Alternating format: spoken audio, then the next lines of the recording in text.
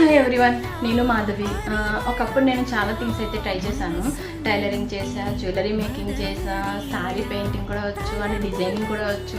కాకపోతే వీటితో పాటు 9 ఇయర్స్గా నేను ఐటీ ఫీల్డ్లో వర్క్ చేస్తున్నా కూడా. నాకు ఓన్గా ఏదైనా క్రియేట్ చేయాలి అనే ఒక కోరిక మాత్రం ఎప్పుడూ ఉండేది. అందుకని రెజిన్ ఆర్ట్ కూడా ట్రై చేశాను. అది నేర్చుకున్నా, దాంట్లో ఒక 2 ఆర్డర్స్ వరకు చేశాను.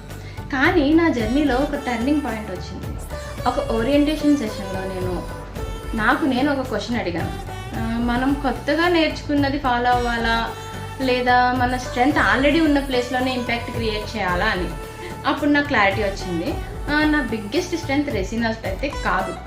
నా స్ట్రెంగ్త్ ఐటీ ఫీల్డ్లో నాకున్న ఎక్స్పీరియన్స్ అండ్ నా టీమ్ అండ్ నా మ్యాన్ పవర్. ఆ రోజు నేను ఒక లెసన్ నేర్చుకున్నాను.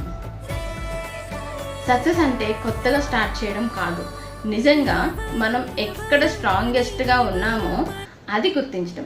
ఇప్పుడు ఈ వీడియో చూస్తున్న ఉమెన్స్ అందరికీ ఒక మాట అయితే నేను చెప్తా. మీరు కన్ఫ్యూజన్లో ఉన్నా, మళ్ళీ ఏదైనా బిజినెస్ స్టార్ట్ చేయాలి అని ఆలోచిస్తున్నా, ఫస్ట్ ట్రస్ట్ యువర్ సెల్ఫ్. కొన్నిసార్లు మన డెసిషన్ కొత్త రోడ్లో ఉండదు, మన ఓన్ స్ట్రెంగ్త్లోనే ఉంటుంది.